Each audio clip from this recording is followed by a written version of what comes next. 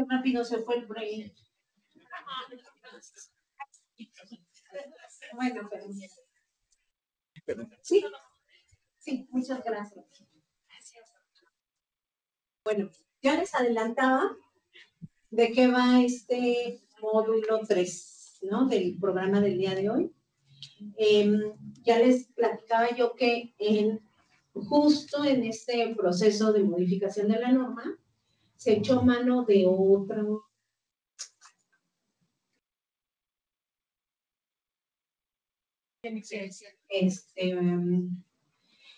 de otro instrumento que tenemos, que es la guía de preguntas y respuestas. Entonces, esta presentación tiene por objeto que ustedes conozcan la guía de preguntas y respuestas. Y justo por ello quisiera que levantaran la mano los que ya conocen este documento. Muy bien, muy bien. Entonces,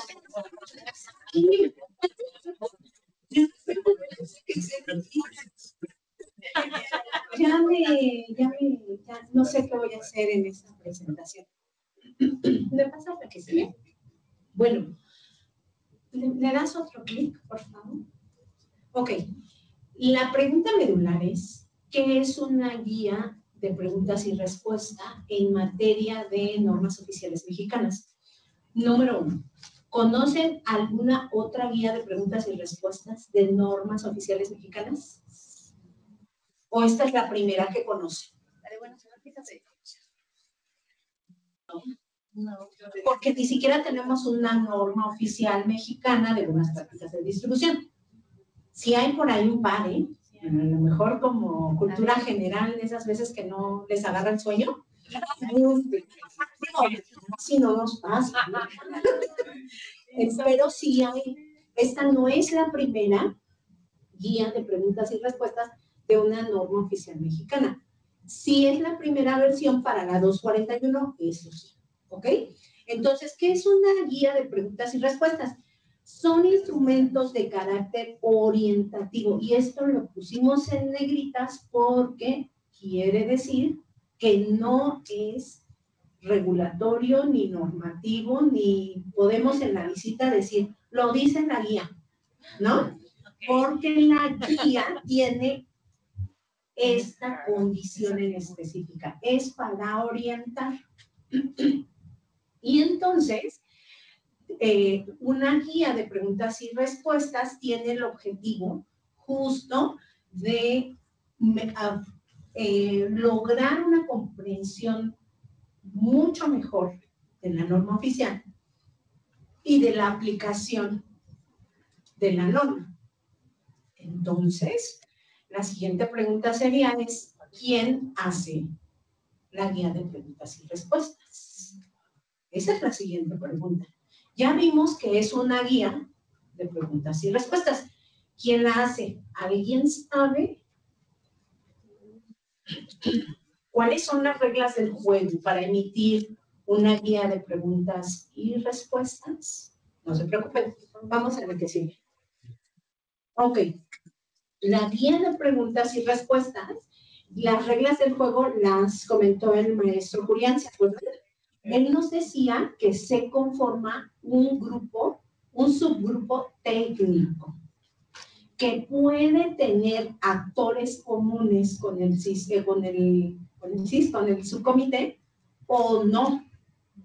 Porque si nosotros identificamos temas en particular donde se requiere un nivel de experiencia particular, es ahí en donde se invita a la conformación del subcomité técnico de personas con un perfil determinado, ¿ok?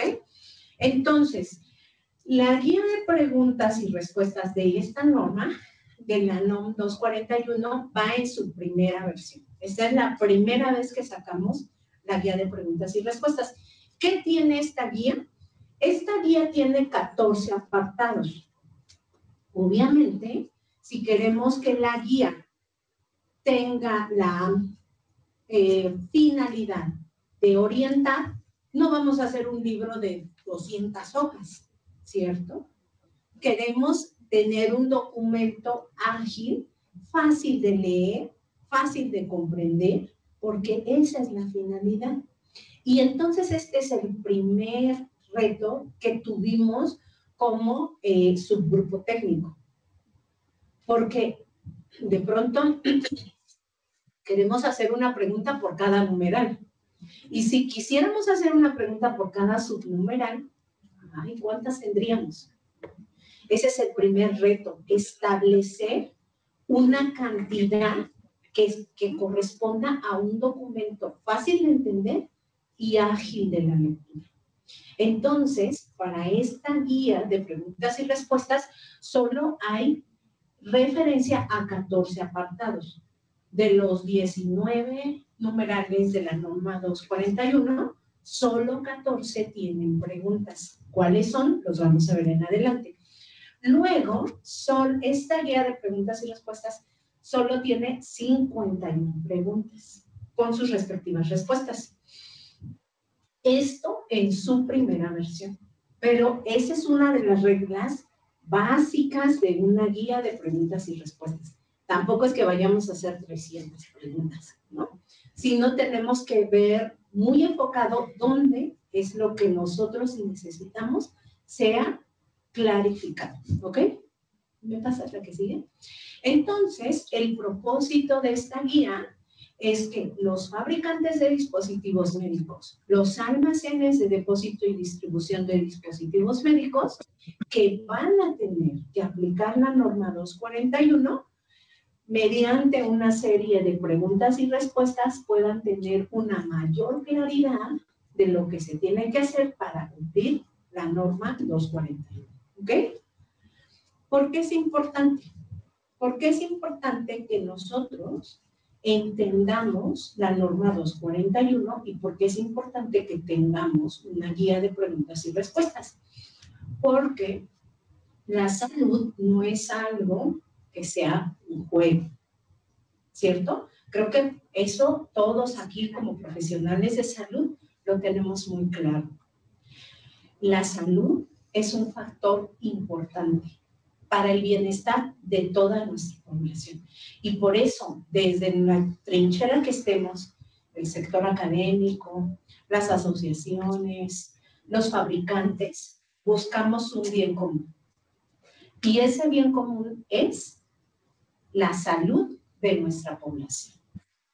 Entonces, como esto no es una cosa de juego, ni es un negocio, únicamente, lo que buscamos es poder cumplir los requisitos mínimos. Y noten que esto es lo mínimo.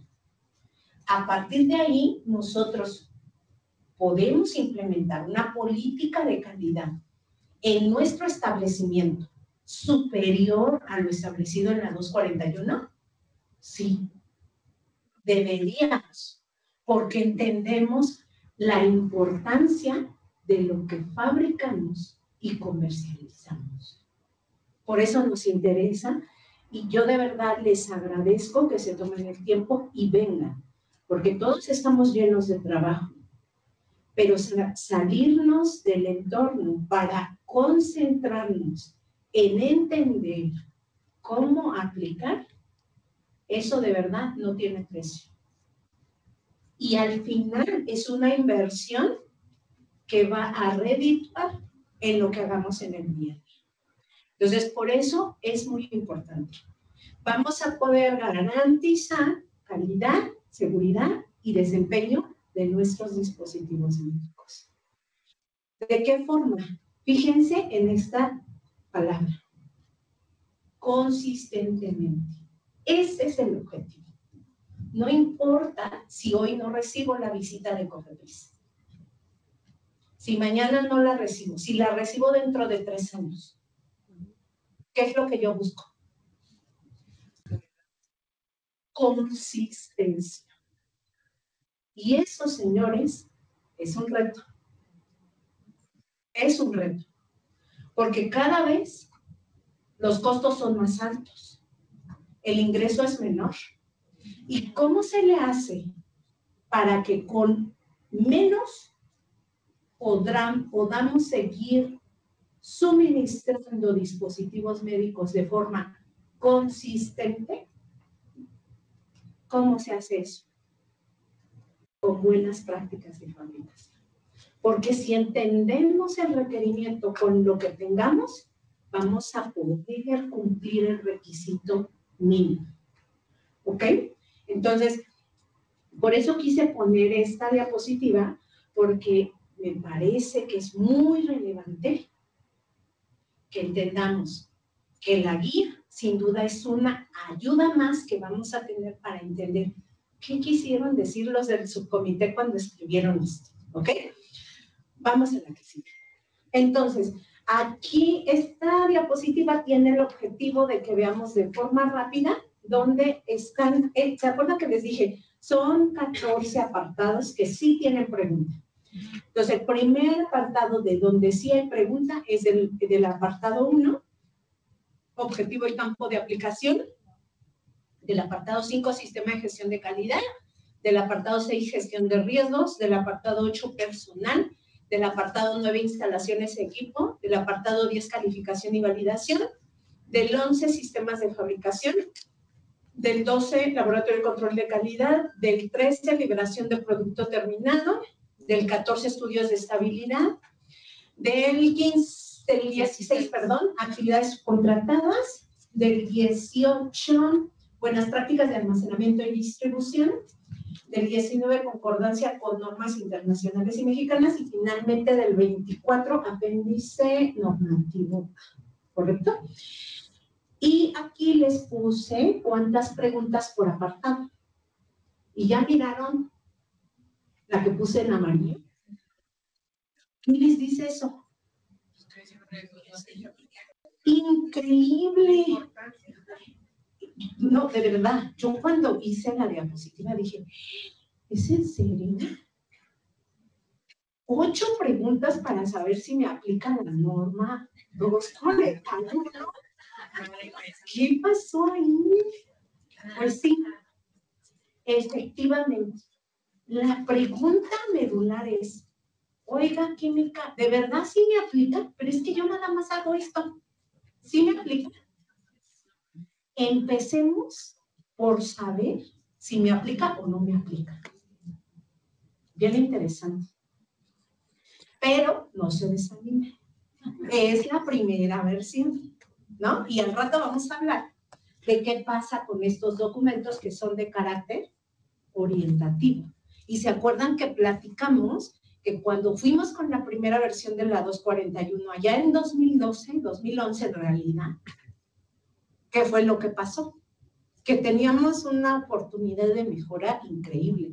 Pues quizás aquí, después de esta charla, logremos identificar que también tenemos una oportunidad de mejora increíble en esta primera versión de guía de preguntas y respuestas. Y lo dejo como una reflexión. 8 preguntas para el campo de aplicación. Muy bien. ¿Me pasas la que sigue? Ya estoy dudando de si hablar de esto o no. Les voy a decir cómo funcionó con el sector regulador, ¿no? Desde la trinchera de este lado de reguladores, a nosotros sí nos pareció muy importante la lectura pregunta a pregunta del documento. Pero como todos ustedes son expertos, estoy dudando si tener la misma dinámica y de verdad, en aras de que esto sea lo mejor productivo para ustedes, obviamente no es mi intención hacerles una lectura una por una. Me gustaría saber su opinión. ¿Quisieran ustedes que vayamos haciendo lectura uno a uno o que vayamos a preguntas específicas? Preguntas específicas. Ok. Entonces, el que cayó otorga, supongo que los demás dijeron. Preguntas específicas. Ok. En campo de aplicación, en objetivo y campo de aplicación, donde quedamos que hay 8 preguntas distintas.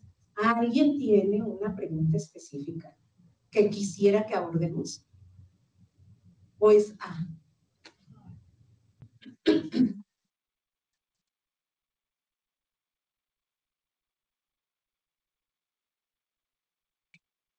En el ambiente ecológico regulatorio están otros acuerdos que también están afectando la implementación de la NOM 241.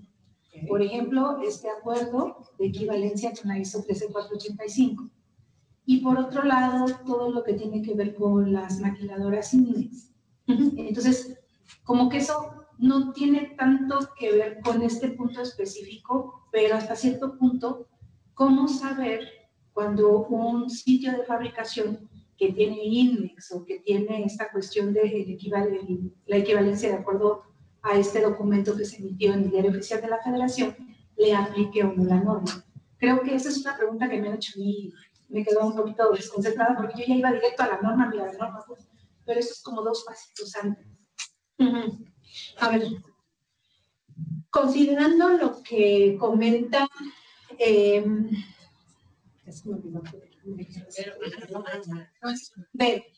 sí, perdón, maestra Verónica. Yo me tomo libertades que maestra Verónica. Veamos la pregunta 1.3, o sea, es decir, la tercera pregunta. ¿La norma es aplicable a un fabricante establecido en México que cuenta con un reporte de auditoría en NISA o con una certificación ISO 13485? La respuesta es sí. Sí. ¿Por qué? Porque se acuerdan que Valeria les decía, justo les leyó un slide que decía objetivo y campo de aplicación. Fabricante en México debe cumplir la norma 241. Sí. Esa es la respuesta. Fabricante, como lo establece la norma, y entonces en la respuesta, a ver, ¿qué vale ahora sí? La dinámica. Bueno, y la respuesta dice, de acuerdo al inciso 1.2, la observancia de la norma es obligatoria para todos los establecimientos en territorio nacional. Voy para acá porque la voz ya no me quiere. Dedicados a la fabricación de dispositivos médicos, almacenes de acondicionamiento, depósito y distribución de dispositivos médicos con fines de comercialización o suministro en México, independientemente si se cuentan o no con una auditoría de un organismo internacional. Entonces ahí la respuesta, gracias Vale, la respuesta nos permite precisar 2 cosas. Una, fabricante en México, y luego el numeral 1.2 establece que comercialicen o pongan a disposición su dispositivo en territorio nacional. ¿Ok? Y esa es la particularidad de una guía de preguntas y respuestas. Las preguntas solo deben poderse contestar con la norma en comento, ¿no? Porque si yo digo, pero el acuerdo, ¿vale? Entonces la guía no es del acuerdo, la guía es de la norma. Y esa es una regla del juego básica de una guía de preguntas y respuestas. La guía, la pregunta debe venir de la norma y se debe contestar con la norma. Muy bien, ese es un ejemplo. Y como ustedes ven, la respuesta debe referir el numeral en el que se encuentra la respuesta, ¿correcto? Muy bien, eso con relación a objetivo y campo de aplicación. Si quieres pasamos. ¿Otra más? En el apartado Sistema de Gestión de Calidad tenemos 7 preguntas. Mi pregunta para ustedes es, ¿tienen alguna específica que quieran que revisemos? ¿Es claro? La pregunta, las respuestas son claras. Perfecto. Vamos al siguiente apartado. El siguiente apartado es gestión de riesgos. Creo que abortamos la misión. Sí, adelante. En el caso del numeral 5, que es el sistema de gestión de calidad, dice que si cuentas con ISO 13485, ya no sería objeto a evaluación en una visita de certificación de buenas prácticas. ¿Es correcto? Gracias. El subcomité me respalda. Vamos al 5. ¿Otra más? Ahí. Es la cuarta pregunta. ¿Ok? Y acuérdense, la regla de oro es, 1, conocer el documento. ¿Qué preguntas viene en la guía de preguntas y respuestas? Aquí tenemos una pregunta. Si el fabricante cuenta con la certificación ISO 13485 vigente, entonces, ¿puedo presentarlo al momento de la visita de verificación para que en la evaluación de la conformidad la reconozcan como equivalente a los requisitos de esta norma? ¿Vale? ¿Me ayudas con la respuesta? Gracias. Dice, no, el certificado ISO 13485 vigente debe presentarse desde que se solicite una visita de verificación para la certificación de buenas prácticas de fabricación, a fin de poder considerar una verificación abreviada, lo cual está en el inciso 571. El certificado ISO 13485 debe tener alcance al establecimiento en cuestión y a las líneas de producción o productos implicados. Correcto. Entonces, ahí lo que quiero denotar es la verificación abreviada. ¿Por qué dice abreviada? ¿Respuesta?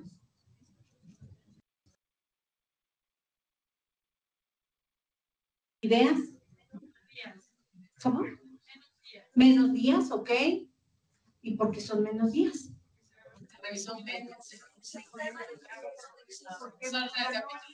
Correcto, porque el ISO 13485 es equivalente únicamente al apartado Sistema de Gestión de Calidad. ¿Ok? Sí. Justo ahí va mi pregunta. ¿Esa verificación abreviada se debe ser explícita en la solicitud de la visita, cierto? Correcto. Usted, como dice aquí, debe presentar el ISO 13485 desde que somete su trámite 01029. Si yo no la presento, ya no es posible que la pida al momento de que me hagan la visita. ¿Cómo al momento? Ajá, o sea, ya no puedo decir, quiero que me la hagan abreviada. Correcto. Debo solicitarla en mi trámite. Es correcto. No, para la planificación de la verificación, claro. Sí, correcto. Muy bien. Yo tengo una pregunta, porque fíjate que nosotros como fabricantes tuvimos una situación con el acuerdo que se tiene. Fíjate que cuando tú llenas el apartado, la homoclave, de cuando tú solicitas la guía de la visita de verificación, en los requisitos que vienen en la parte de la homoclave 0129, viene que puedes solicitar tu visita por línea de fabricación, por producto o por registro sanitario. Entonces, cuando tú vas a llenar el formato que tú tienes que emitir para solicitar la visita, hay un apartado donde te dice que tú tienes que poner los registros sanitarios con los que cuentas actualmente y el nombre de la denominación distintiva. El año pasado se tuvo muchos problemas con esa situación porque el certificado de buenas prácticas lo emitían con el nombre o la denominación distintiva y el registro sanitario, de manera tal que si tú querías obtener nuevos números de registro sanitario o nuevos registros sanitarios, te decía la autoridad sanitaria que no, porque no te lo podía otorgar, ya que tu certificado de buenas prácticas de fabricación contenía solamente los registros y las denominaciones distintivas. Entonces, ahí hay una situación con esta... tuvimos ahí que meter como unos amparos para que nosotros, la COFEPRIS, en el caso de la COS, nos hiciera realmente la corrección y poder obtener nuestros registros sanitarios. Pero ahorita con lo que nos estás comentando, entonces a mí ya me toca hacer la recertificación, bueno, más bien nuevamente la visita. Tendría yo que también meter una copia, porque yo tengo ISO 13485, y estipular esto, y les comento a todas las personas que están en la industria, porque realmente si ustedes se van a revisar este acuerdo y las guías en donde nos dicen cómo llenar, los formatos realmente están mal y la carta sí la tienen que especificar bien, porque la autoridad sanitaria te contesta, pues es que tú así me solicitaste que yo te hiciera tu certificado de buenas prácticas. Y si ustedes pretenden sacar nuevos registros sanitarios, van a tener muchos problemas. Entonces, pues nosotros deseamos que desde la CONAMER teníamos que meter la aclaración para que realmente se hiciera bien cómo se va a llenar este formato y que se especificara bien, ¿no?, la carta. Entonces, me llama mucho la atención ahorita que la norma menciona esta parte, pero sí bueno, no sé si más adelante, con los problemas que se tuvo el año pasado dentro de la industria, pues hiciera también un curso de cómo hacer esta parte de los certificados de buenas prácticas, porque ya estamos viendo que ya hay una discrepancia, ¿no? A ver, hay varias cosas aquí que me parece que son muy relevantes. Número 1. Aquí que estamos discutiendo, quedamos la guía de preguntas y respuestas. Número 1, ¿no? Entiendo la problemática X y Z, pero sí me gustaría que nuestra charla se aboque al documento que estamos analizando. Eso es número 1. Número 2, la otra que me parece muy relevante es que en la anterior presentación se habló con claridad de cómo se vería reflejado en el oficio de certificación, y se habló que, de hecho, con la norma actual, con la 2021, ya tenemos los sistemas de fabricación, ¿cierto? Entonces, ¿quién conoce qué fabrican en el establecimiento? Cada uno de ustedes, ¿cierto? Entonces, al momento de solicitar, y desde el pasado 20 de junio del 2023, que entró en vigor la norma 2021, ¿de quién era responsabilidad saber qué línea de fabricación aplicaba en su establecimiento? Del fabricante, ¿correcto? Entonces, sin embargo, sí es importante, nuevamente, en esta versión 2025, volver a hacer énfasis en que eso no cambió. Por el contrario, se hicieron ajustes de precisión. ¿Se acuerdan en qué numerales? En el 16 de software como dispositivo médico, y en el de remanufactura o rehabilitación, renovación de dispositivos médicos, para que estos quedaran como tal, como una línea de fabricación. Entonces, eso sí me parece muy relevante, porque, otra vez, si entendemos el concepto, las buenas prácticas de fabricación, ¿qué evalúan? ¿Qué evalúan las buenas prácticas de fabricación? La fabricación. No es que evaluemos un solo producto, porque no perdamos de vista que la autorización del producto es el registro sanitario, pero la autorización del establecimiento, correcto. Entonces, eso es muy relevante, porque entonces nos permite identificar cuando yo voy a solicitar autorización del producto, toda mi energía se enfoca al producto. Y cuando yo voy a solicitar buenas prácticas de fabricación, entonces se aboca al establecimiento.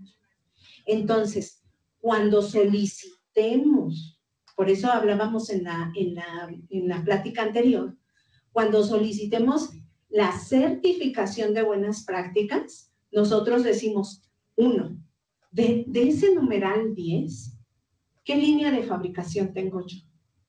Y una vez que identifico la línea de fabricación, entonces digo, y digo todos los productos. ¿Se acuerdan que les dije? Hay quien dice, y tengo todos estos productos que yo fabrico en mi establecimiento. Y otra vez, justo hay quien dice, ¿sabes qué, Janet? Yo pongo formulados, pero digo, ¿qué tipo de formulados? Y por supuesto que está acorde con lo establecido en la norma 240. ¿Correcto? Entonces, digamos que Efectivamente, para algunos, la travesía, el entendimiento ha llevado a que alguien, por ejemplo, se manifieste y diga, pues me está afectando. Y es comprensible, porque si no entendimos desde un inicio el requerimiento de la norma, pues a lo mejor, les decía yo desde un inicio, va a ser cuesta arriba el cumplimiento.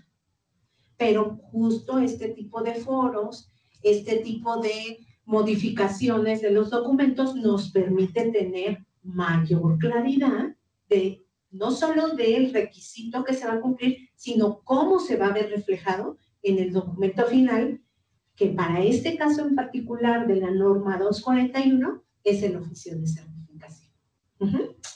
Muy bien. Entonces, ahora sí, pasamos al apartado 6, que es gestión de riesgos. En este apartado tenemos 3 preguntas. 3 preguntas que ustedes ven en esta diapositiva. ¿Alguien tiene interés en que debatamos alguna pregunta en específico? ¿No? Ya fue, dice. Ese capítulo ya fue. A lo mejor me expresé mal, perdón, maestro Agustín. ¿Alguien tiene alguna duda sobre estas preguntas? ¿Quiere que veamos el detalle de alguna de estas? Perfecto. No, pasamos. Perdón, yo tenía una duda del apartado anterior, como el certificado de buenas prácticas. A ver, aquí.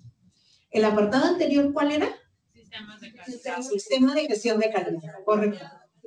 Pero es un poco antes. Ok. El tema del certificado de buenas prácticas para almacenes que tienen acondicionamiento, especial acondicionamiento secundario y terciario.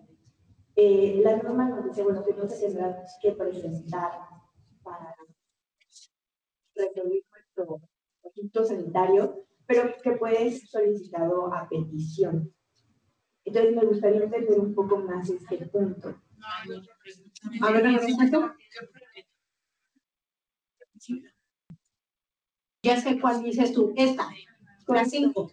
La pregunta 5. A ver, la pregunta 5 dice, los almacenes de acondicionamiento. Y aquí, el primer punto que quiero captar, compañera, es la norma de buenas prácticas de fabricación no habla de acondicionamiento terciario. Quiero que tengamos claridad en eso, ¿verdad? Para que de ahí avancemos. ¿De qué habla la norma 241? Ciertamente de acondicionamiento primario y de acondicionamiento secundario, pero no se aborda acondicionamiento terciario, ni en definiciones, ni en requerimientos en particular. Era lo que quería que todos tuviéramos claro. Ok, entonces, la pregunta es, ¿los almacenes de acondicionamiento deben contar con oficio de certificación de buenas prácticas de fabricación? Respuesta. Los almacenes de acondicionamiento primario deben presentar un oficio de certificación de buenas prácticas de fabricación que debe avalar las actividades de acondicionamiento del producto a registrar. Los almacenes de acondicionamiento secundario no están obligados a presentar oficio de certificación de buenas prácticas de fabricación para efectos de registro, por ser consideradas actividades de bajo riesgo. Sin embargo, se podrá solicitar a petición de parte. Entonces, perdón, aquí lo que opera es, ¿por qué para acondicionamiento primario sí? ¿Y por qué para acondicionamiento secundario no? Bajo riesgo, dice Anita. Bueno. Ok, esa es una perspectiva interesante. Janet dice que por la cantidad de acondicionadores secundarios que hay. Por el riesgo que implica. Por el riesgo. Ay, ándele. ¿Alguien más?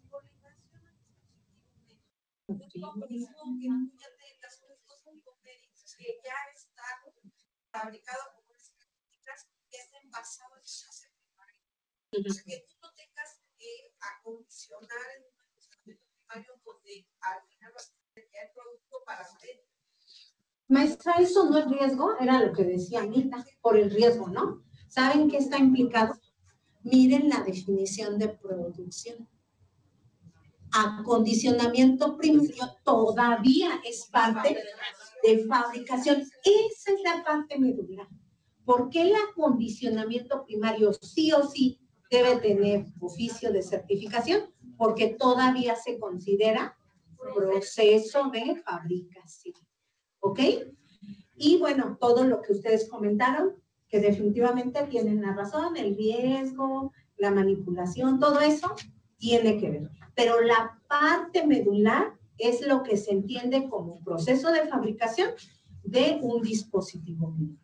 Y lo que le hace ruido a la compañera es, ¿por qué dice se podrá solicitar a petición de parte? Y aquí entramos en el detalle de posibilidades que hay en el ramo de dispositivos médicos. Ejemplo, hay empresas que en su instalación hacen la producción, el acondicionario, el acondisecundario. ¿Podría verse reflejado el acondisecundario como parte de las actividades? Sí, sí, y sobre todo si en la visita de verificación nosotros constatamos las buenas prácticas hasta esta etapa de fabricación, ¿podría verse reflejado en el oficio de certificación? Sí. ¿Ok? Perfecto. Vamos a ver. Ya pasamos gestión de calidad, ya pasamos riesgo, vamos a personal. En personal solo hay una pregunta. ¿Alguien tiene dudas sobre el personal? ¿No? Perfecto. Vamos a instalaciones y equipo, y en instalaciones y equipo tenemos 3 preguntas. ¿Alguien que tenga dudas? Después de haber leído el documento. No, ¿verdad? Perfecto. Vamos al que sigue. Calificación y validación. Ahí tenemos 2 preguntas. Todas, acuérdense, son derivadas de la norma y se contestan con la norma. Esa es la regla de oro. ¿Alguna duda de este apartado? Calificación y validación. ¿Nadie? Perfecto. Vamos al que sigue. Sistemas de fabricación. Ahí también tenemos 7 preguntas. ¿Alguien tiene dudas del apartado sistemas de fabricación? Sí. Por favor, doctor.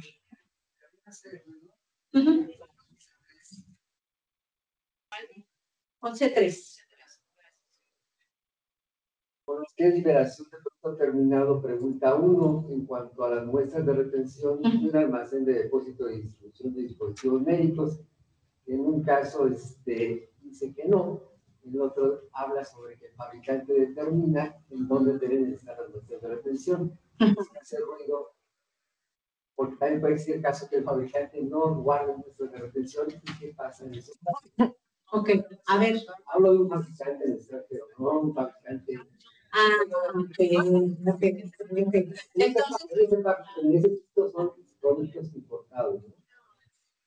A ver, estamos en la sección sistemas de fabricación. Entonces, ¿hablaríamos de producto importado? No.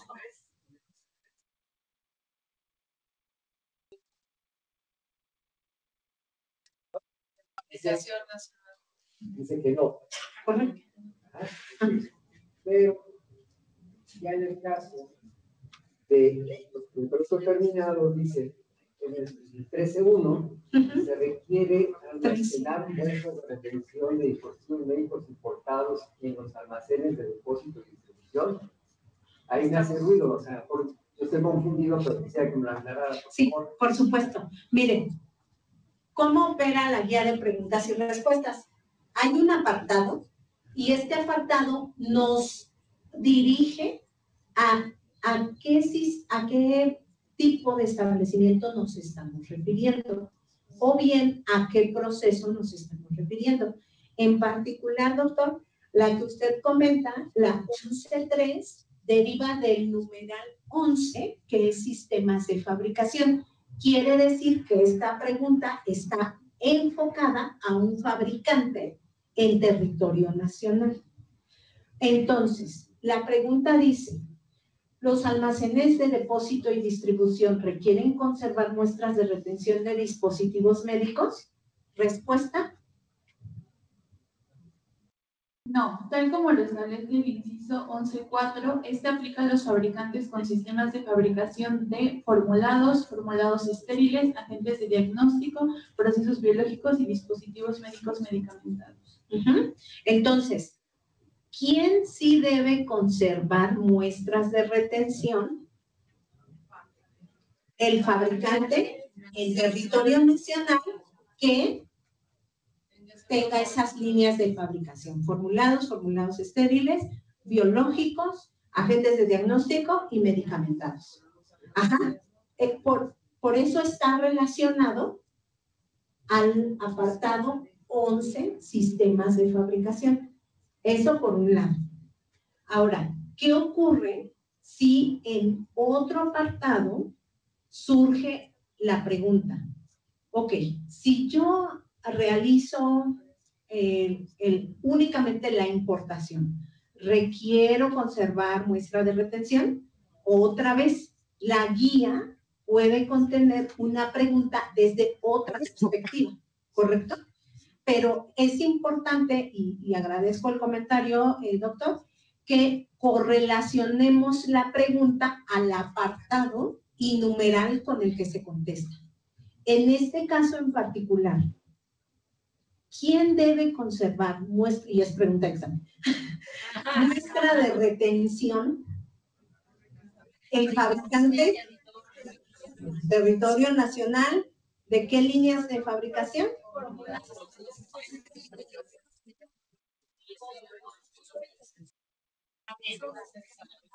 Y me voy más allá.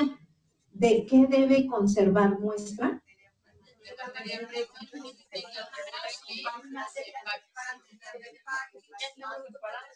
Ya están preparados para el examen. Digamos que ese es el objetivo de la guía de preguntas y respuestas, que nos ayude a identificar, ok, si mi pregunta era, porque pero sí me aplican las muestras de retención. La guía número 1 me debe permitir identificar en qué numeral está la respuesta. Número 1, en el 11. Ajá, en el numeral 11, sistemas de fabricación, hay un subnumeral, el 11.4, que me va a ayudar a que en corto yo pueda decir, sí, sí me aplica la muestra de retención, o yo ni me preocupo, a mí no me aplica. Ese es el objetivo de la guía de preguntas y respuestas, ¿ok? Pero sí, efectivamente, doctor, en este caso en particular, tiene que ver con el apartado sistemas de fabricación, que es donde se contesta. Perdón, pero los que estamos en línea no escuchamos. No, al contrario, estamos para servirle. Muy bien. Pasemos al que sigue. Todas esas tienen que ver con sistemas de fabricación. Perdón, pero entonces la revisión anual de la calidad del producto aplica al resto de todos los dispositivos médicos. Ok. A ver, ¿en qué sección está la revisión anual de la calidad de producto? 5. Ok. Entonces, ¿estamos en qué apartado? En el 11. Entonces, ¿qué tenemos que hacer? Ir al 5. Por favor, ¿nos regresas? Entonces, fíjense. Aunque no lo crean, esto nos está ayudando para que cuando lleguemos a la práctica... Le llamamos a la química ya.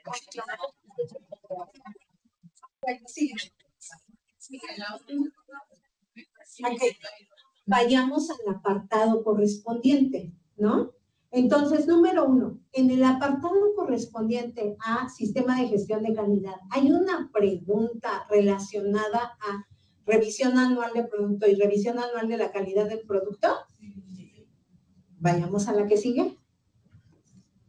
Ahí está. ¿Correcto? En la quinta pregunta del apartado 5 aparece la inquietud de Angie. Dice, ¿cuál es el criterio para determinar la aplicabilidad de revisión anual del producto o revisión anual de la calidad del producto? El criterio de aplicación dependerá de las características del dispositivo médico y su proceso de fabricación, de acuerdo con el inciso 5665, conforme al inciso 5666, la RAP aplica para dispositivos médicos formulados, tales como radiofármacos, formulados estériles o medios de contraste. De acuerdo al inciso 5667, la RACP, que es la Revisión Anual de Calidad del Producto, aplica a dispositivos médicos que no estén contemplados en el párrafo anterior. Tiene por objeto la medición, análisis y mejora de los procesos de fabricación. ¿Correcto? Entonces aquí deja ver dos requerimientos que en qué caso es aplicable la revisión anual de producto, en qué casos y en qué casos es aplicable la revisión anual de la calidad del producto. Y la verdad, un día es para el subgrupo técnico, porque además va más allá y dice, ¿por qué? Tiene por objeto la medición, análisis y mejora de los procesos de fabricación. Perfecto. Correcto. Ya íbamos en sistemas de fabricación. 11. Después íbamos al laboratorio de control de calidad y en el laboratorio de control de calidad tenemos dos preguntas. ¿Podemos ir adelante, por favor? Ahí. ¿Alguien tiene un comentario sobre este apartado, el 12? ¿No? Perfecto. Vamos al apartado 13, liberación de producto terminado. Ahí tenemos tres preguntas muy específicas, se contestan con los numerales referidos en el numeral 13. ¿Alguien tiene algún comentario? ¿No? Hay nada más que me dejó la cara esa parte de la muestra de reflexión. Ok. Yo lo más importante, tenemos una compañía que tiene la planta de fabricación en el extranjero. Nosotros somos representantes directos de la compañía y pues, importamos los productos directamente de nuestra matriz. ¿Necesitamos nosotros tener muestras de retención de los productos o es el fabricante? Porque si no entiendo esa parte de que el fabricante decida, en base a su gestión de riesgo, dónde se localizan las muestras de retención. Ok. En la mesa de discusión, lo que se comentaba es, número uno, lo que opera aquí es, ¿quién resguarda la muestra de retención? El fabricante. ¿Quién determina dónde lo guarda? Entonces, eso es a lo que se refiere el numeral 13.1.6, que en la literalidad dice, cuando, por ejemplo, hablemos de un medio de contraste, un formulado estéril. Cuando el fabricante del formulado estéril, número uno, ¿por qué resguarda la muestra de retención? Ya habíamos platicado de eso. Porque él necesita respaldar la calidad de su producto. ¿Quién determina dónde está? Este es el espíritu del numeral 13.1.6. Si usted solo importa, ¿quién hace el resguardo de la muestra de retención? El fabricante. ¿Correcto? No, al contrario, estamos para servirle. Muy bien. Entonces, ese fue el apartado control de calidad. Después viene liberación de producto terminado con tres preguntas. Estudios de estabilidad. Con relación a estudios de estabilidad tenemos dos preguntas.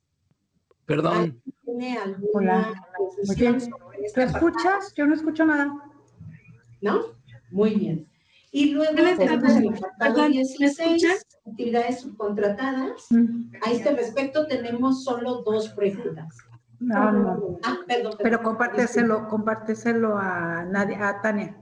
Bueno, aquí nada más mi pregunta es en cuanto a los estudios de estabilidad, sí comenta la norma a qué productos se tienen que realizar. Nada más que aquí.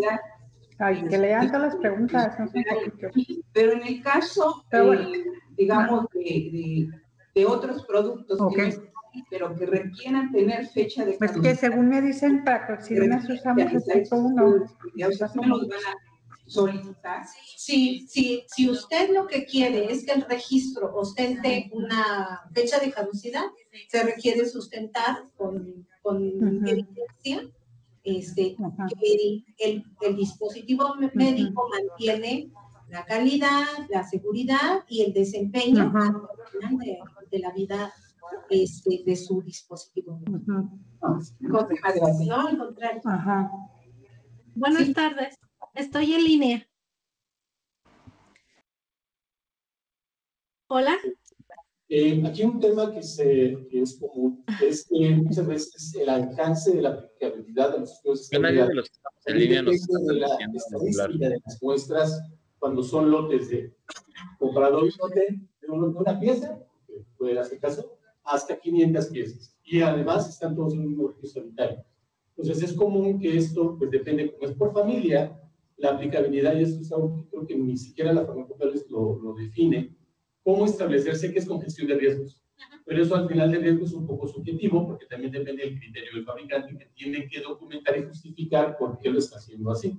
Es más ese tema que como no viene descrito en una guía, no se aplica directamente a la norma de esta manera, y el suplemento tampoco lo aclara. Tal vez convendría, así como homologar el criterio, porque muchas veces la visión puede variar un poco en torno a qué tanto, qué tan poco acepto la gestión de riesgos para definir un criterio estadístico, con base en ello definir cuántas muestras y bajo qué conceptos voy a aplicar un plan de estabilidad. Correcto. Por favor, regrésame al apartado 6, gestión de riesgos. Voy a usar este apartado para dar continuidad al comentario del maestro Agustín. ¿Por qué? Porque para todos es muy claro que ciertos requerimientos en donde no hay un cuadro, decía Anita, no hay un cuadro definido tal cual, entonces podamos echar mano de la gestión de riesgos. Pero para echar mano de la gestión de riesgos, también debemos tener claridad de qué es lo que se espera. Y voy a hacer énfasis en esta pregunta, en la pregunta 2. Y de verdad, esta es una de las preguntas que considero que deberíamos tomarnos el tiempo de entender.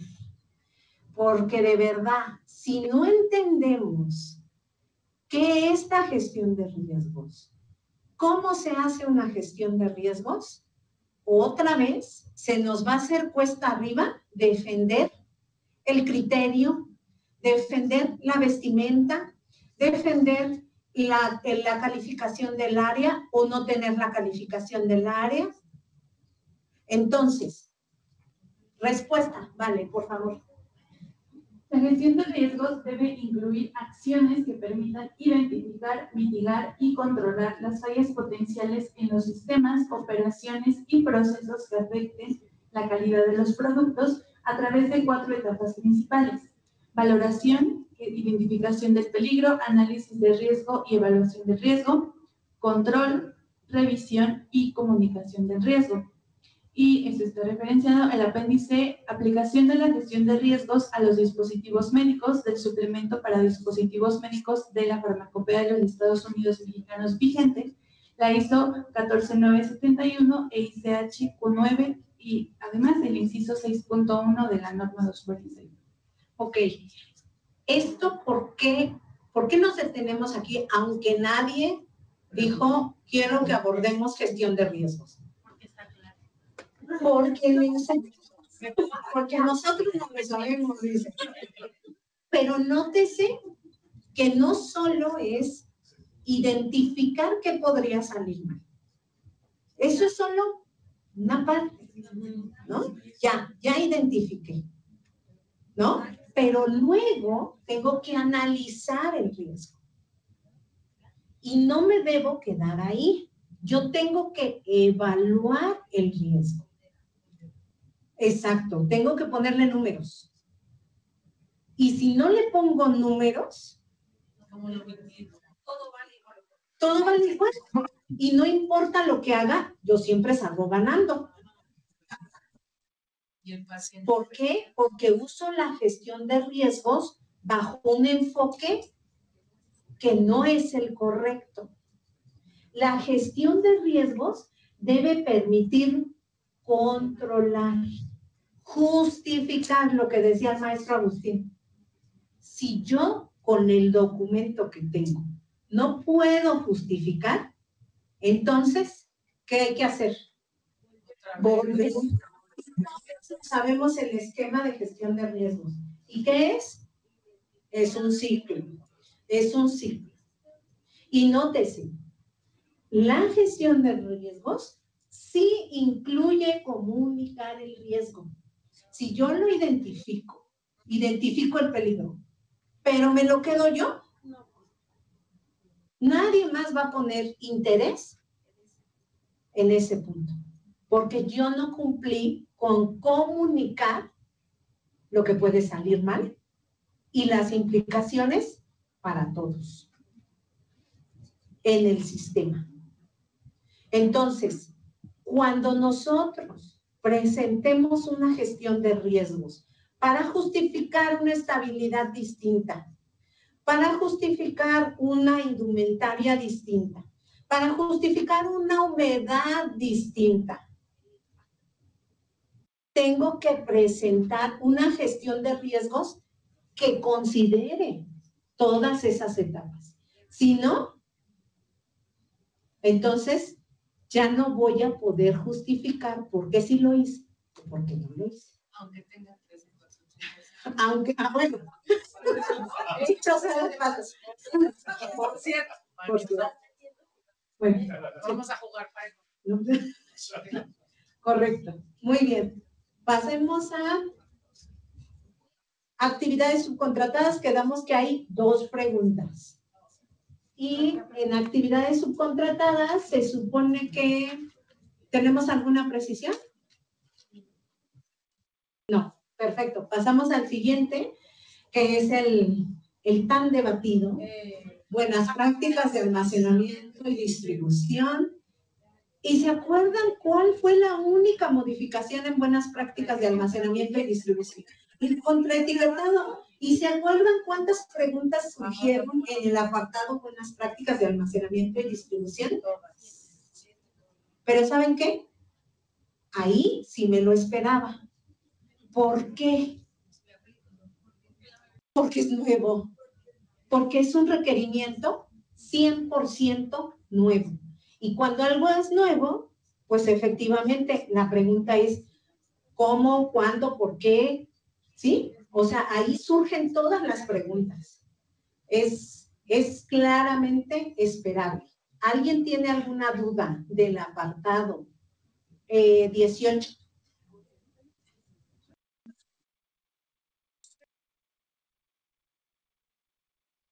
En línea sí. Tenemos un almacén de distribución, traemos producto importado, pero como marca la norma 137 tienes que hacer el contraetiquetado. Lo que nosotros hicimos fue darle todas las características al fabricante para que el contraetiquetado se hiciera en el sitio de fabricación. Entonces, con eso se puede justificar, ¿verdad? Acuérdense que esto es para los que lo hacen. Para el que no lo hace, no importa. Ok. ¿Alguien por acá en zona menor?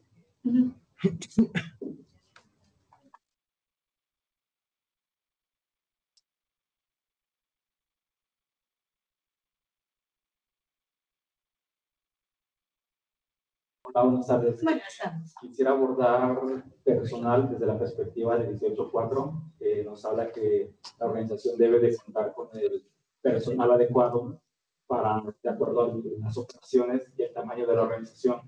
Entonces tengo una duda referente a cómo debería interpretar yo en cuanto a que 2 organizaciones totalmente independientes, organización A y B, comparten totalmente al mismo personal. Creo que, dame un segundo porque para los compañeros en virtual creo que no está avanzando la presentación. ¿O sí? Sí, en virtual. ¿Ellos sí están viendo el 18.4?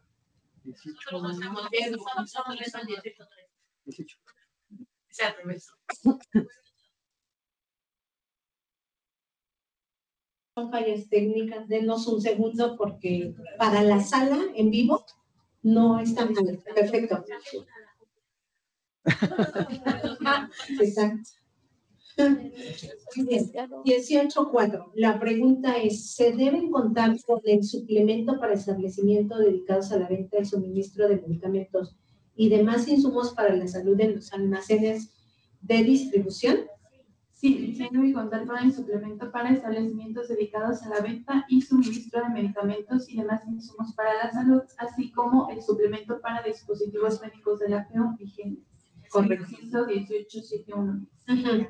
Entonces, ¿por qué si es necesario contar con el suplemento para establecimientos dedicados a la venta y suministro de insumos para la salud? Porque es la guía, lo que hay que hacer. Y además, Y de las verificaciones. casos que son de riesgo. Correcto. No sé. Gracias. Gracias. Esa es la razón, compañero. ¿Por qué también el suplemento para dispositivos médicos?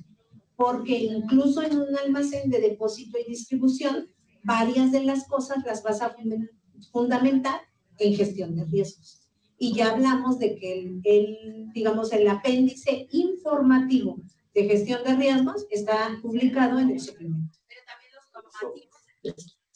Perdón, ahí yo me equivoqué aquí con los numerales referenciado a personal. Mencionaba que la norma nos dice que las organizaciones deben de contar con el personal, con el suficiente personal de acuerdo a las operaciones y el tamaño de la organización. Entonces mi pregunta era cómo debería de interpretar yo cuando dos organizaciones totalmente independientes, una organización A y B, están compartiendo al mismo personal. ¿Esto sería considerado como, y aquí es realmente una duda, como un incumplimiento a la norma? A ver, creo que estoy un poco confundida, porque cuando miramos el apartado 8 de personal solo tenemos una pregunta y tiene que ver con el responsable auxiliar. No hay otra pregunta. Así es. Sin embargo, entiendo que esa es una inquietud aparte. Totalmente, sí. Ok. Digo, para no confundir al resto del equipo que estamos en el tema guía de preguntas y respuestas. Ok, contestando a la pregunta, a la inquietud específica de ¿es posible compartir el personal entre el establecimiento A y B? Yo diría Ley General de Trabajo. Por ejemplo, Ley General de Trabajo, dice la compañera. Vayamos al concepto de buenas prácticas de fabricación. Si nosotros miramos el apartado 8 de personal, vemos que el personal es alguien que debe ser calificado, es decir, debe recibir una inducción, una capacitación, pero debe además ser calificado para el proceso que está destinado.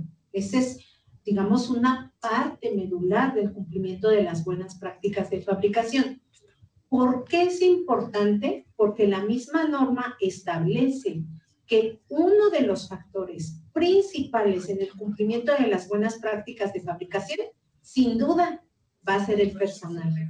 Entonces, bajo esa orden de ideas y entendiendo el concepto de las buenas prácticas de fabricación, cada establecimiento debe contar con su personal y el personal no solo debe estar capacitado, sino debe estar calificado y presente en la fabricación del día. De acuerdo, gracias. ¿No? Para servirte. Muy bien. Vamos al último apartado, dos últimos apartados. Uno, concordancia con normas internacionales y mexicanas, que es el apartado 19, en donde tenemos dos preguntas. ¿Alguien tiene alguna precisión, algún comentario respecto a ese apartado? Correcto. El siguiente apartado y último es el de apéndice normativo. En esta norma de buenas prácticas tenemos un apéndice normativo, que es el apartado 24. De este tenemos también solo dos preguntas. ¿Alguien tiene alguna precisión? Correcto. Pásame la que sigue. El examen dice. Bueno, con respecto al último punto del apéndice normativo, ahí nos comenta la norma que, bueno, lo que tienen es una guía.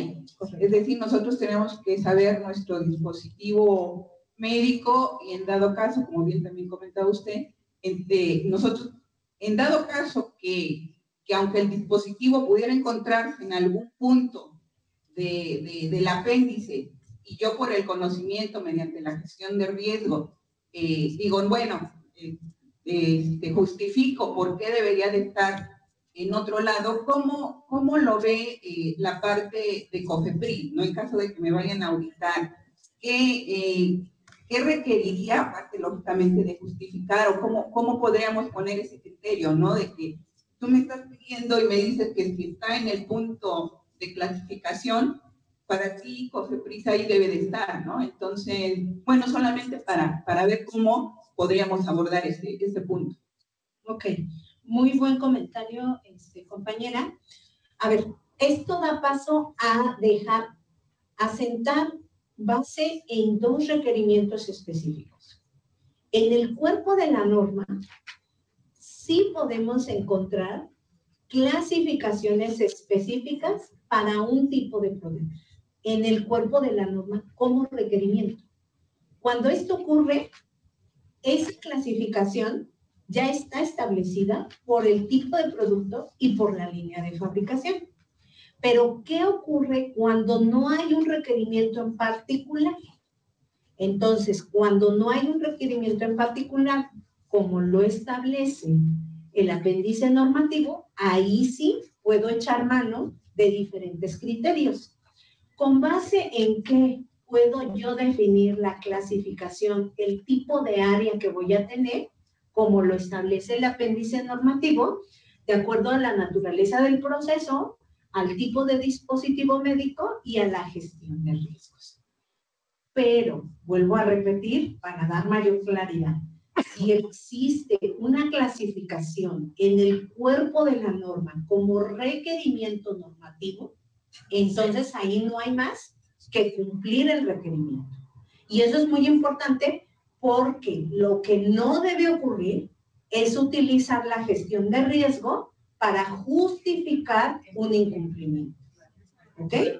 Si tenemos claridad en eso, entonces no hay inconveniente. Esto es lo que se esperaría que usted presentara al momento de justificar un tipo de clasificación específica para su producto. Muy bien. Sí.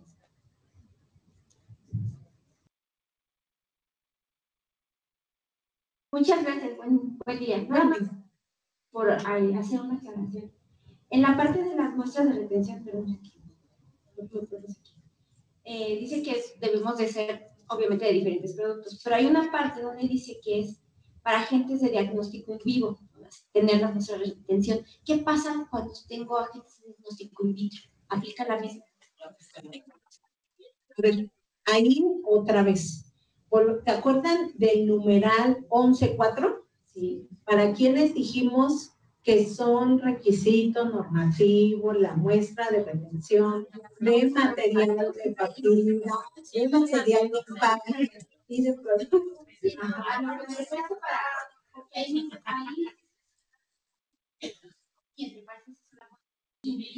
Entonces, solamente para aclarar esa parte, también aplica para in vivo. Por eso dice in vitro. Solamente para aclarar eso, no haya ningún. Correcto. Muchas gracias. Sí, no, para servirles. Ajá. Perfecto. Otra pregunta. Gracias. En el numeral 18.5 de buenas prácticas dice, los almacenes de acondicionamiento están considerados dentro del proceso de fabricación, y aquí la respuesta es que sí. Y usted había mencionado una diferenciación en la que solo acondicionamiento primario.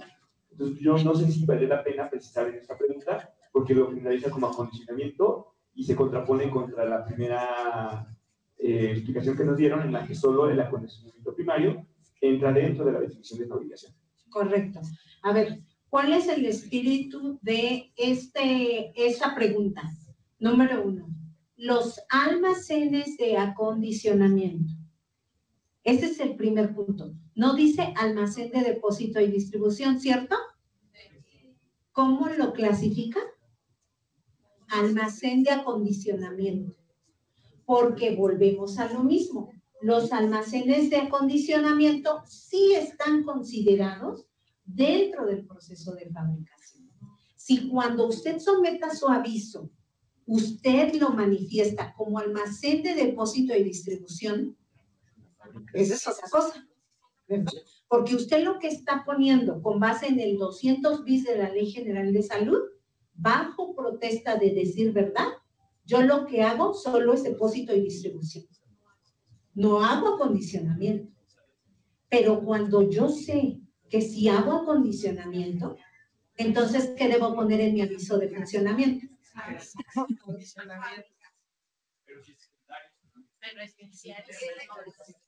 A ver, entonces, si usted solo es acondicionamiento secundario, pero si hace acondicionamiento, ¿qué debería poner? Correcto. Por eso es que aquí dice, los almacenes de acondicionamiento sí están considerados dentro del proceso de fabricación. Pregunta, ¿qué debería tener un almacén que sí hace acondicionamiento secundario? ¿Qué debería? A ver, pregunta, ¿qué debería cumplir un establecimiento que sí hace acondicionamiento secundario? Depende, ¿a nivel documental o a nivel proceso? Ok, hablemos de los dos. Hablemos de documental y a nivel de proceso. Correcto. Un procedimiento para contraetiquetar. Correcto. Está haciendo acondicionamiento secundario. Correcto. Entonces, si es acondicionamiento secundario, pero sí requiero. Y sí requiero las buenas prácticas. Sí requiero, a ver, primero, vámonos punto por punto. ¿Requiero cumplir requerimientos de buenas prácticas de fabricación específicos? Sí. Porque si yo lo voy a colocar en una doble bolsa, lo voy a colocar con una etiqueta, voy a hacer impresión de la etiqueta, ¿hay un riesgo sanitario ahí? ¿Hay un control que yo deba cumplir? Sí, correcto. Empezando desde ahí, más allá incluso del proceso. Hablemos, decían aquí, pero ¿de qué preguntas? ¿Del proceso o de documentación? Pero sí el almacén de acondicionamiento, por esa situación, está considerado dentro del proceso de fabricación. Y lo que sí decimos es, debe cumplir con lo específico. Porque efectivamente, si el acondicionamiento es primario, lo tenemos muy claro. El riesgo, el control es distinto. Pero hay requerimientos que debemos cumplir en acondi primario y en acondi secundario. Sí, y no lo digo yo, lo dice la norma. ¿Vale? Muy bien.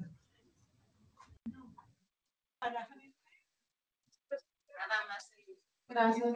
Y para productos que son reacondicionados en territorio nacional, aplicar también el certificado de buenas prácticas. Sí. Acuérdense que en la norma tenemos el numeral reacondicionamiento. Pero las muestras de retención no, por no formar parte de, si se trata de equipos médicos. Exacto. Ahí, clarísimo. Nada más para complementar la pregunta de mi compañera sobre los agentes de diagnóstico in vitro, ¿podría poner algunos ejemplos, por favor?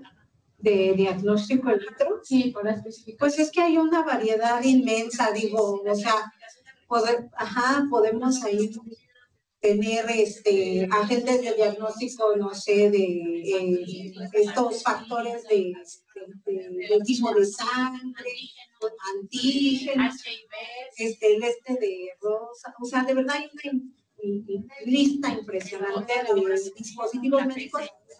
Y más allá de decir un producto u otro, yo lo que les podría decir, creo que con alguien lo comenté, ¿quién sabe qué fabrica? ¿Y qué tipo de dispositivos médicos fabrican? De verdad, nosotros nos enteramos hasta que llegamos y tocamos a su puerta. Pero ustedes son los dueños del proceso, ustedes son los dueños de sus productos. De acuerdo, gracias. Un comentario, porque yo pienso que desde que haces tu solicitud, pues ahí es donde tú sabes que les vas a pedir. Y ahora sí que ahora sí que tú pides lo que quieres y ellos te van a verificar como tú quieres, en la base de lo que tú dices. Yo fabrico esto, yo hago esto, yo lo que sea. Y lo primero que ustedes hacen es ver su aviso de funcionamiento y todo lo que coincide en eso, lo que se dio de alta.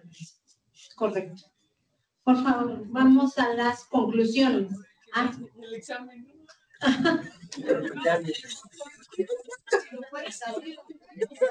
No tienen miedo al examen, está bien. Ya les dimos todas las respuestas. Tranquilo. Va a haber sorpresa, pero...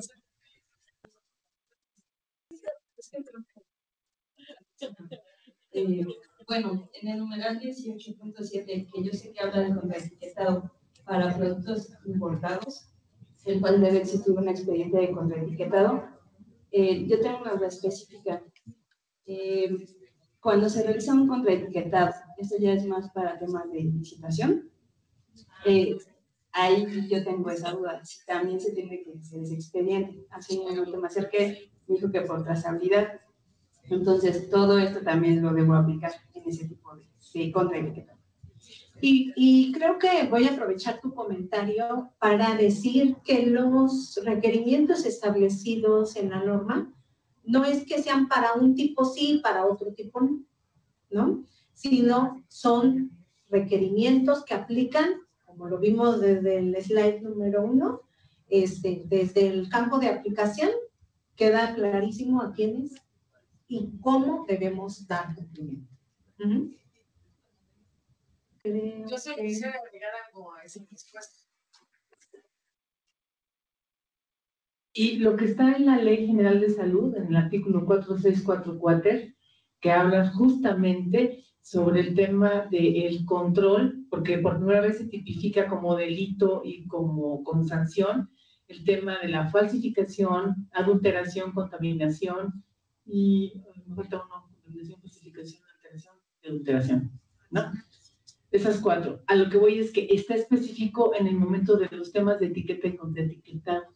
Entonces, si tú no tienes control de tu contraetiquetado y eso sale a las calles, eres cómplice y estás sancionado. Y eso está desde el 10 de mayo del 2023 en el decreto 133. Entonces, una cosa es la guía que está en torno a la 241 para la 241 y otra cosa es además la regulación vinculante, ¿no? Y eso es algo que no debemos omitir. Nada más.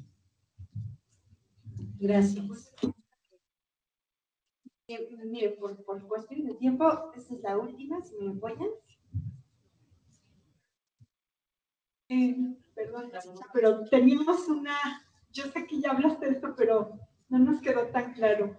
Reacondicionamiento, que es sacar de un empaque secundario el primario y a lo mejor lo metes en otra caja, ¿no? Diferente. ¿Puede ser eso reacondicionamiento? No, eso no es reacondicionamiento.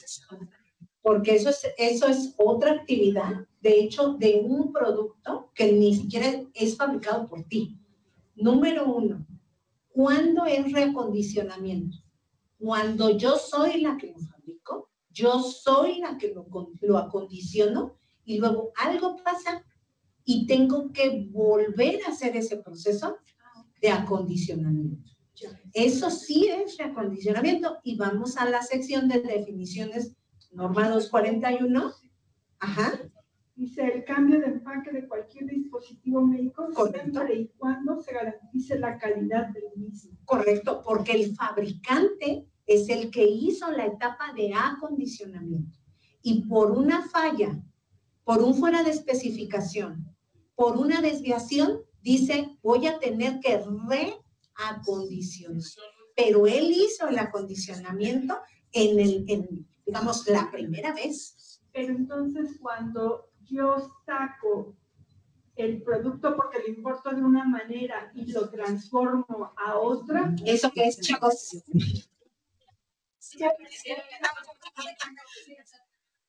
Eso es secundario. No. ¿Qué es, chicos? Correcto. Ajá. Pero viene caja sin palabra.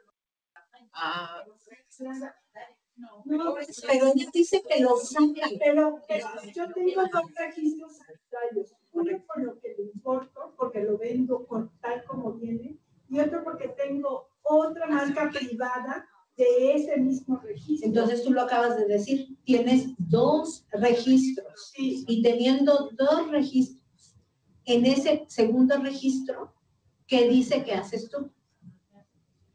Bueno, es que los costos que no condicionan. Eso es. Hay una cosa, en ocasiones, cuando he metido estas cosas, tengo las dos respuestas de Cofepris. Una es, necesitas tu certificado de buenas prácticas para acondicionamiento secundario. Ajá. Y el otro es, sí, te lo doy porque entiendo tu proceso. Y me ponen ahí acondicionado, pero cuando no me lo ponen, porque me exigen que tenga un GMP específico para acondicionamiento secundario. A ver, otra vez, si lo que tú haces es acondicionar, quiero aclarar que, como lo dije en alguna otra pregunta, esta norma está abocada a las actividades que se realiza en un establecimiento. Ese es el primer punto que quiero acotar, en aras de no dar una opinión de un proceso que no es el correspondiente a este. Lo que ocurra en la condición del registro y la autorización del producto es otra ventanilla. Esta norma es de actividades efectuadas en un establecimiento. Bajo ese orden de ideas, si lo que usted hace es acondicionar un producto importado, la respuesta es, debo cumplir los requerimientos establecidos en la norma 241 relacionados al acondicionado de un producto importado.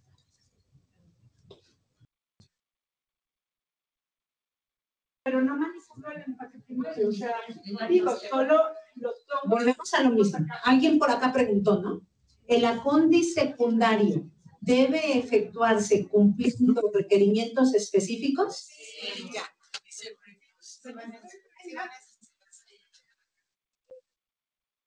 Creo que dijeron que fue la última por cuestiones de tiempo, pero... Adelante, ¿dónde podemos encontrar las definiciones de acondicionamiento primario y secundario? En la norma, en la sección de definiciones. No, ¿qué es general? Sí, si gustas ahorita, si te acercas, sí, porque ahorita no tengo la norma a la mano, pero ahorita lo checamos. Gracias. Voy a pasar a las conclusiones, porque si no nos van a bajar aquí a jitomatazos. Entonces, conclusión. La emisión de esta guía, la emisión de la guía de preguntas y respuestas, es un documento orientativo. Ese es el objetivo. No podemos decir, la guía dice eso, tanto de un lado como del otro, ¿correcto? Entonces, es tanto para el regulador como para el sector regulador. Es un documento técnico que da apoyo, es robusto, específico, claro y conciso, con relación a ciertas preguntas. ¿Cuántas dijimos que había? 51 preguntas con sus respectivas respuestas. Y otra de las conclusiones es que este documento nos ha permitido armonizar criterio.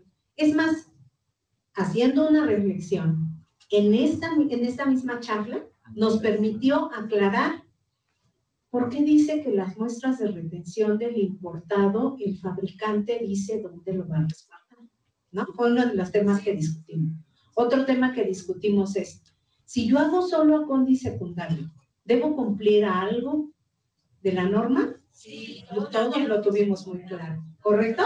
Entonces, la guía de preguntas y respuestas ciertamente nos ayuda a eso, a aclarar, identificar, porque esa es la otra que yo creo que hemos concluido después de esta charla.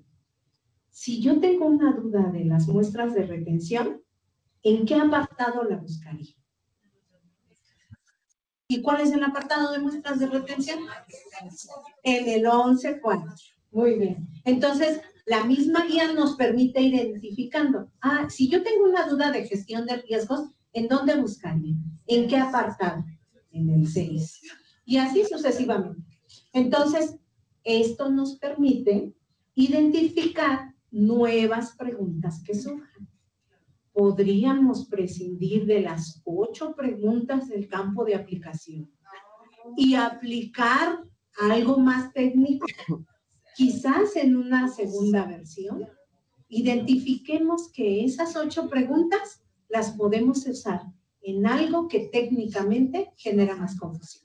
Lo dejo sobre la mesa. Muchas gracias. Un placer.